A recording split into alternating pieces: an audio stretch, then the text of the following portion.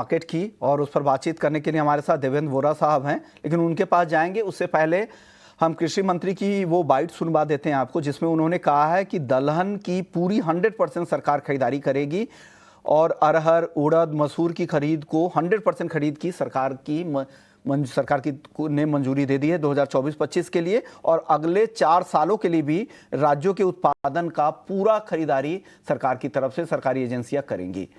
चलिए उस पर उन्होंने क्या कहा है कृषि मंत्री ने, वो आपको सुनवा देते हैं।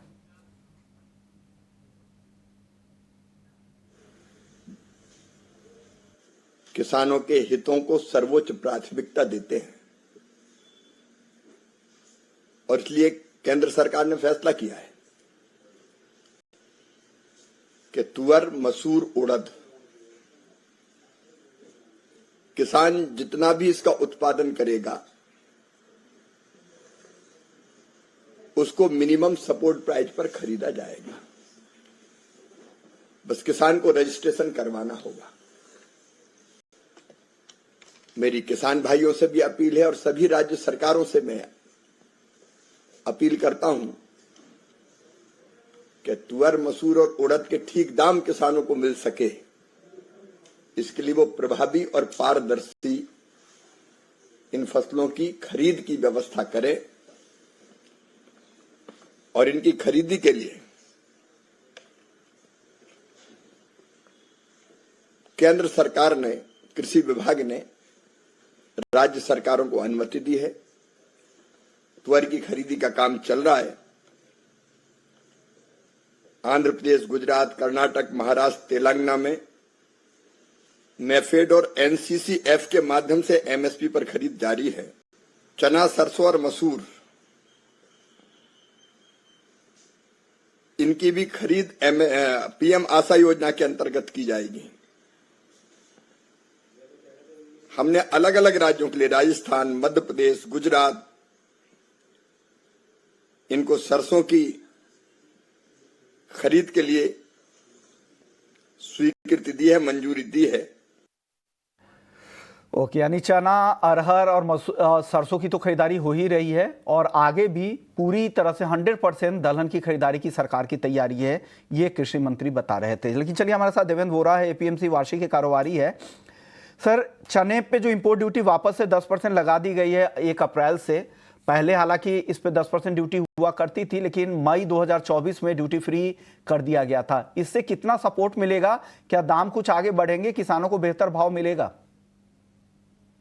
चलो, ये थोड़ी लेट आई है पॉलिसी, लेकिन कहीं ना कहीं सरकार को कोई चीज का निर्णय लेना था तो लिया। इसमें सरकार को ड्यूटी के माध्यम से राजस्व भी मिलेगा और किसानों को थोड़ा फायदा मिलेगा। जो अभी एमएसपी से काफी नीचे जो चना बिक रहा था उसमें थोड़ा भाव बढ़ेगा और लोकल जो फार्मर है जिसने मेहनत करके चना उगाया है उसको थोड़ा रीजनेबल प्राइस मिलेगा।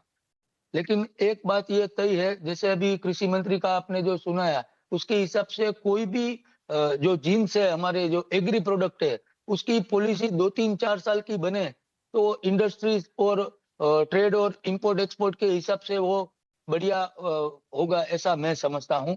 और जैसे पिछले साल हमको पता नहीं था कि इतना सारा मटर आ गया कि जितने भी पल्सेस के जो मार्केट थे वो इतने नीचे आ गए कि बहुत सारी पार्टियां तकलीफ में आ गई, बहुत सारे डिस्प्यूट हो गए।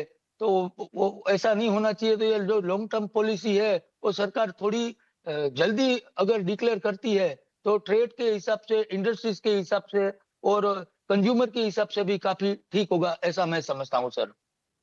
पीली मटर का जो इंपोर्ट हो रहा है 31 मई तक सरकार की इजाजत है, क्या उसे भी रोकने की जरूरत है क्या? नहीं, अभी मुझे नहीं लगता है कि कोई पीली मटर इंपोर्ट करेगा। यहाँ हिंदुस्तान में भी अभी मटर इतनी पड़ी है कि नए सिरे से कोई हिम्मत नहीं करेगा कि भाई मटर को इंपोर्ट किया जाए, ऐसा मैं समझता हूँ। क्यों? मटर अभी इतना पावर में नहीं है, इतनी डिमांड में नहीं है। और मटर तो जो है वो एडल्ट्रेशन के हिसाब से अगर बोला जाए तो बेसन की मिक्सिंग में जाता है। बेसन का ऑल्टरनेटिव जो बेसन है, मटर बेसन, उसमें जाता है। और नीचे भाव का जो दाल है उसमें वो यूज होता है। उसके हिसाब से है तो मटर का मुझे नहीं लगता है कि कोई ज्यादा अभी इंपोर्ट की कोई पॉसिबिलिटी अभी है, छूट होने के बावजूद भी।